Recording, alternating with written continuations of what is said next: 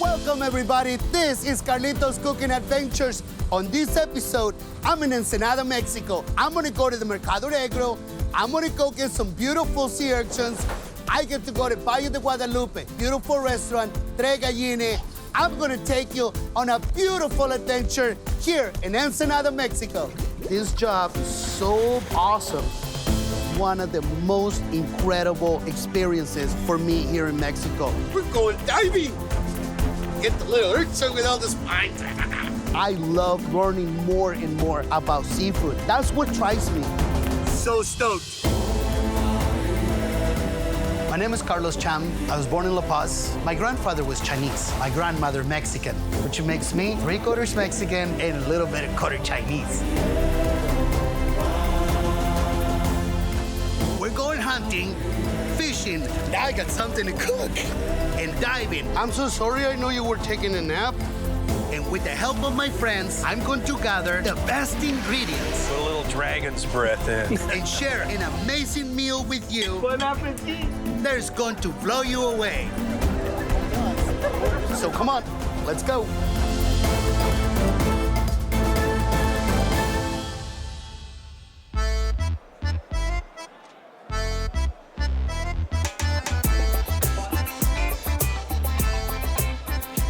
Hi, everybody, and welcome. I am standing what we call the Mercado Negro in Ensenada, Mexico. This place is loaded with seafood. They got sea urchins, they got pismo clams. I saw octopus, calamari, 10 different kinds of fish. And this is Mauricio. He's a good friend of mine. He's been in this market since day one. He's gonna share with us the beautiful story, how this place became with the name of El Mercado Negro, now El Mercado de los Mariscos de Ensenada, México. Mauricio, platícame, ¿cómo comenzó aquí el Mercado Negro? Sí, primeramente Mercado It Marisco. started all with wooden stands with single axles, little wheels. There was 22 of these carts. And those carts, they were here back in the 60s. Now they're 40-foot stand with massive seafood. ¿Por qué le dicen Mercado Negro? Mercado de Mariscos, Mercado They were Negro. selling stuff, and they had a way that the government couldn't tax it back then. So they can sell everything under no tax rules. That's why they call it the Mercado Negro. Mauricio, muchas gracias. So now come with me. I'm gonna share with you all the beautiful seafood they have here. So come on, let's go. You're welcome. So I'm walking around the market, and I found my friend, David Nichikawa. I told him, Compa David. This is my friend, David Nichikawa. We got my buddy right here with one of my most favorite clams. We call it almeja generosa. You guys know these clams as gooey duck. David, which one is the one we're gonna eat? Basically, in Mexico, we have two species. Okay, And one of the species is bonitas. okay. Then it will come the San Carlos clam. In China, they call them water clams because the shrinkage in the neck goes all the way down. So they will lose a lot of water. Which ones are better? For my point of view, these ones, the San Carlos clams. I think we should try one of each. Dame una de cada una, carnal. So check these out. Esta es la de San Carlos. Esta es la de Peñasco. Muchas gracias, eh? Ahí estamos. So, me and David started walking, and David says, Carlito, I gotta show you my friends. He's got a market, also a smokehouse, and they smoke beautiful fish. So I said, smoked fish. Let's go try it. All right. Smoked fish, I like it.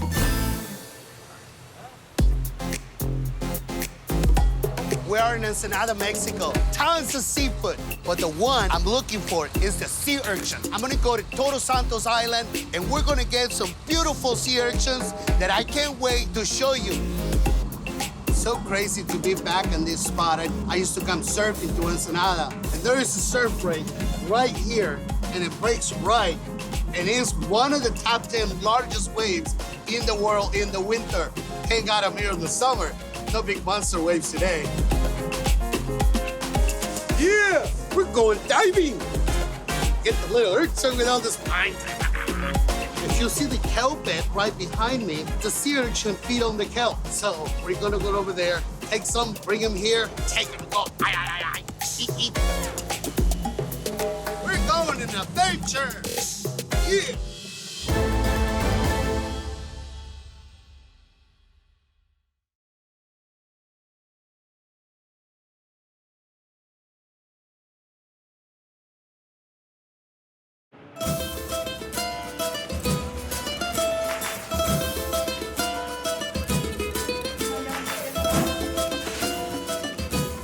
So we went into this market, Captain Cortez, right next to the Mercado Negro. Aquí es. I walked in and I was so surprised to see American style. Beautiful beds of ice, nice cold refrigerators, a live tank with some rockfish, really neat looking fish. ¿Cómo está? Patricia, mucho gusto. Claro que sí. ¿Este pescado qué es? Bonita. This is Bonita. Actually, that is Bonita right there. It's a beautiful white meat, and it works great being smoked. This is very important for me to show the difference from the old school market, the open market with all the flies. But that's old school. There's things that never change. But this is beautiful for me to see. The labor of the work, I mean, it takes so much work to get this beautiful fish here. This little piece of fish is really making me hungry. Let's go. Gracias. Nos vemos. So I said to my friend David, let's go to your restaurant. I want to cook these clams, man. I'm at the lobster boiler. Today, I get to cook with my friend Isaac. We're gonna prepare something very simple. I'm gonna start by carving the clam, taking it out of the shell. Trying to do it so I don't break the shell, just like that. Well, I did broke one side. These things hold tons of water. Look at that, probably about a half a gallon. This is the stomach. We make soup out of it. This, I'm gonna go ahead and put it in boiler water because I wanna remove this liner. Just a couple seconds and this whole thing should peel off. So this is the soft part. We usually make ceviche with this. And this part right here is what I'm gonna make the sashimi out of it. These clams, they're siphons. So I wanna make sure inside there's no sand whatsoever. One of the things that I love about this clam is the texture. It's really nice and crunchy. You can really taste the flavor of the ocean. It's beautiful. I think I want to do part of the belly on this too, so we get to try the difference. I made some sauce earlier, and I just want to place it right on the middle. It's kind of like an aguachile, but I emulsified a little bit of olive oil, so it stays really nice and creamy. So when I dip, it sticks to it, so it works a lot better. Some red onion, got very, very thin microgreens. Chef Isaac already had some poro that he fried, and my friends, it's as simple as that.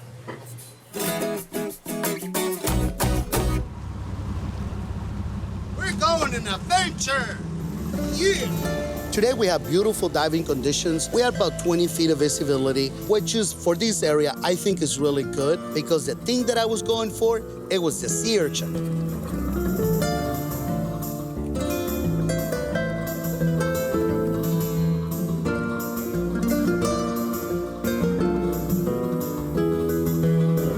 So I needed to ask one of the guys today, how did you get the sea urchin? So he gave me this little gaff. I went down there and literally you just put the little gaff right underneath and you pull them out of the rocks. And it was very, very simple. So I was able to collect in like 10, 15 minutes, a whole big bag full of them.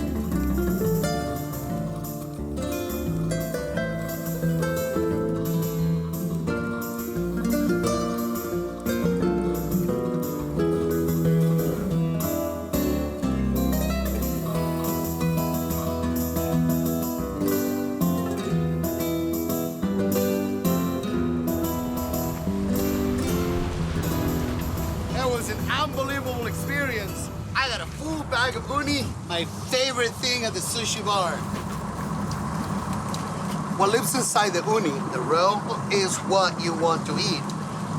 That is the freshest uni you can ever have.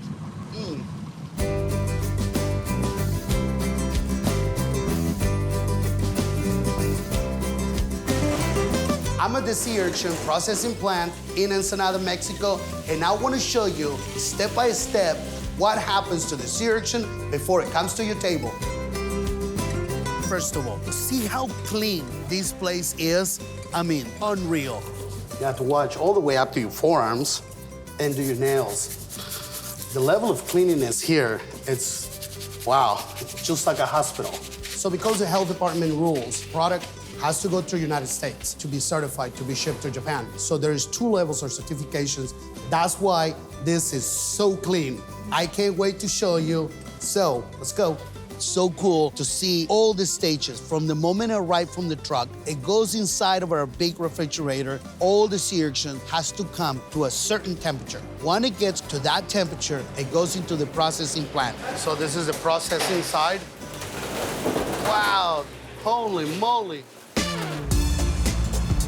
So we're coming back from the island, the best scenario. Right now, the Bonita Fishing is actually really good. Got a couple fishing rods. Next thing you know, started trolling. Now that Rapala is doing his little swim down there, a 40, 50 feet of water. Fishing. Come to me. Waiting. We're traveling back to the marina. All of a sudden, boom! Oh, wow. That's the cool thing about Bonita. This is a cousin of the yellowfin tuna. It's another little tuna. It's white meat. It's beautiful. So stoked. It was a great trip. Make me very happy. That's what the ocean does. When it provides, it provides. Now I get to take some fish home. Great abundance of Bonita, Mr. Bonito.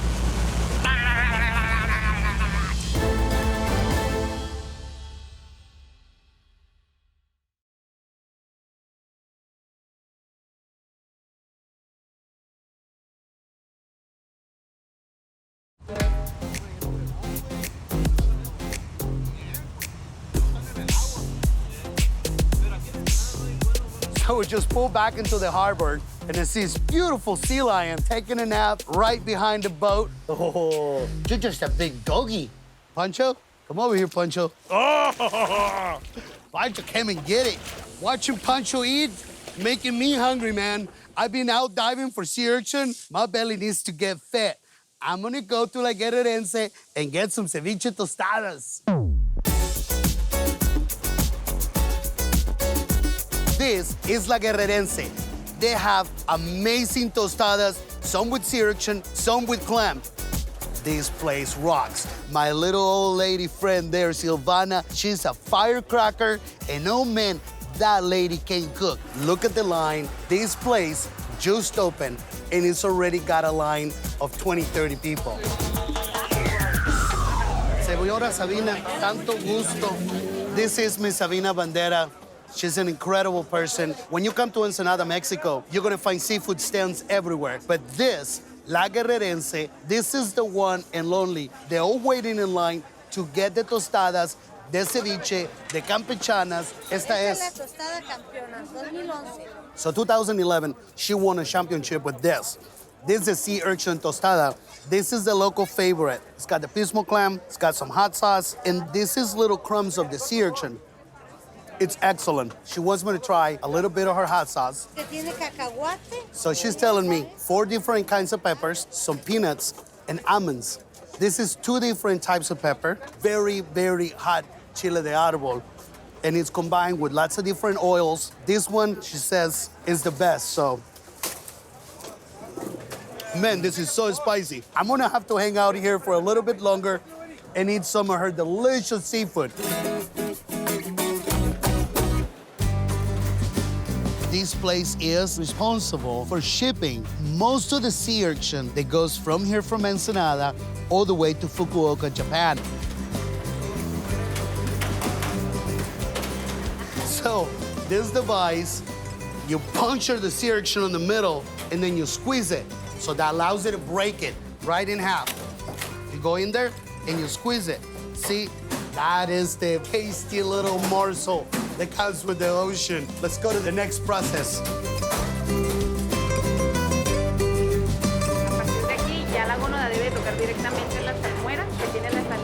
This is step number 3.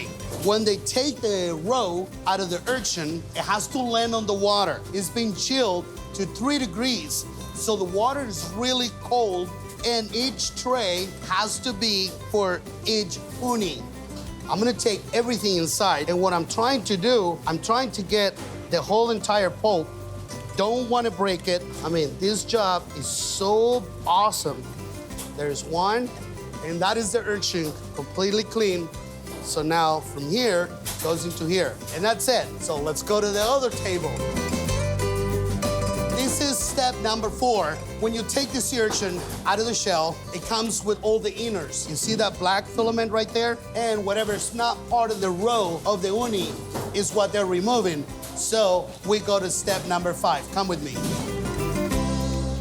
What they doing here, they're sorting it out and they're checking the quality of the uni. They're doing A and B, which means class A is the much better one, and they're separating small and big and whatever little chunks. So Andres has to really twist my arm on this one. He wanted me to taste the sea urchin. It really tastes like the animal when it's still in the shell. I've been eating a lot of sea urchin. After it gets clean and it gets soaked in the salt water, and the sea urchin sits for 2 to 3 days in the chilling room, that's when I think is best.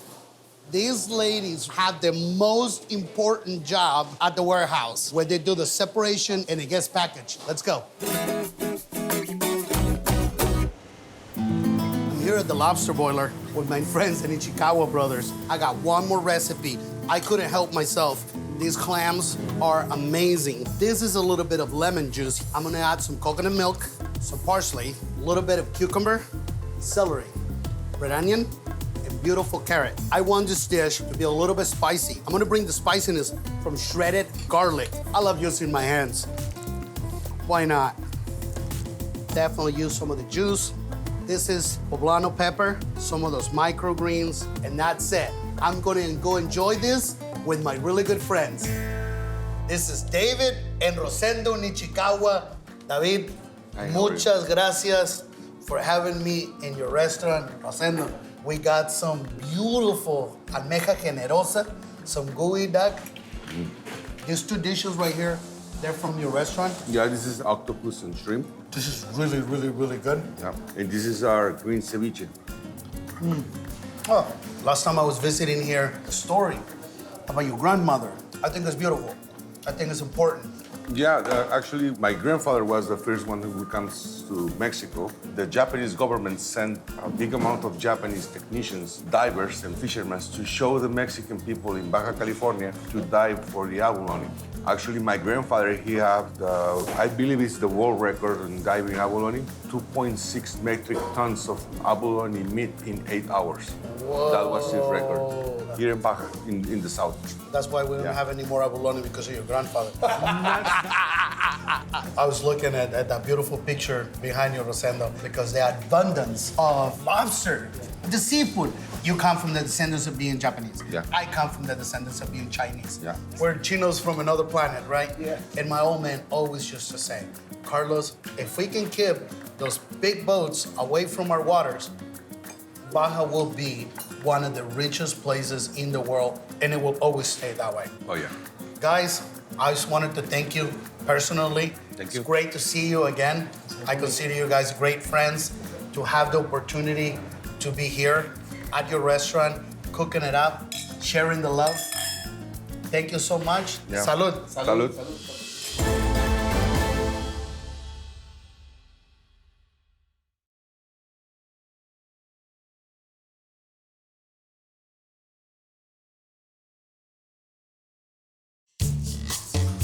This last stage is the most important out of all. These ladies, they take little chopsticks and they start separating. And this room is blasting cold. That's why they were wearing so much clothes. You can barely see their skin. They sort everything by color and by size, and it really changes the flavor and the price. And as you can see, this one, it's a very dark color versus this one is very light in color. And the only way they can really handle this is with chopsticks. And it makes it lined up so perfect inside.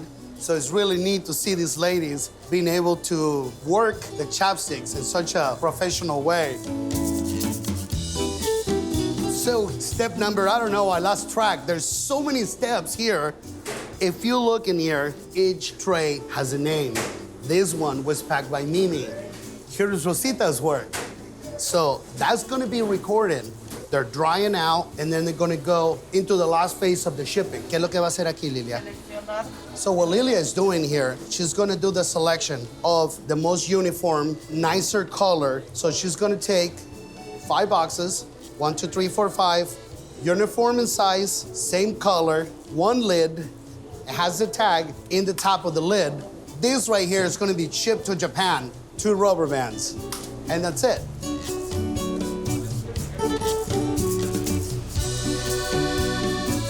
Okay, this is the best of the best. Very important that it always drains. And when they package this, they're gonna use like a little diaper in the bottom of it to absorb any liquid. It's gotta be one of the most beautiful jewels that come from the ocean. I am so excited to make beautiful pasta and take some of these beautiful sea urchin. So come with me, it's gonna be an amazing experience.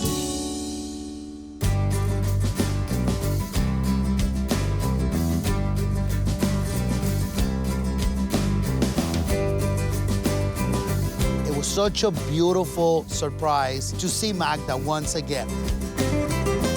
Magda's a good friend of mine from down in Todos Santos. And this lady, when it comes to pasta, oh man, she is like a second mom to me. She's the Italian mama that everybody wants to have. I got there and she says, Carlito, what kind of pasta you want? I say, tagliolini will be the perfect pasta to combine with the mildness of the curry sauce that I want to make, and it'll be pronto sabroso.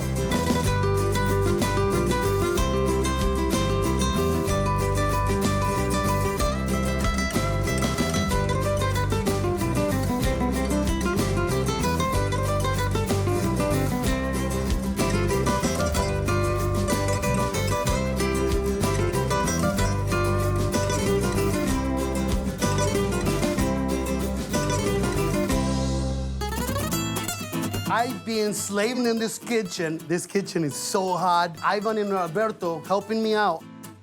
So I want to assemble everything and eat with a couple of my friends. Right here, I have burrata and sea urchin. Burrata is a beautiful cheese that comes from Italy. Maricela, she's gonna help me with that. Look at how beautiful the sea urchin is. This is so delicate. I'm gonna take one of these and just set it on top. It marries perfect with the burrata cheese. We're gonna use some beautiful olive oil. We're just gonna decorate this. I found these beautiful flowers. So much fun. Some pomegranate, some black sesame seeds. Second dish, I have an arugula salad with clams. This is dehydrated mango. Basil sprouts. Smells so good, it's fantastic.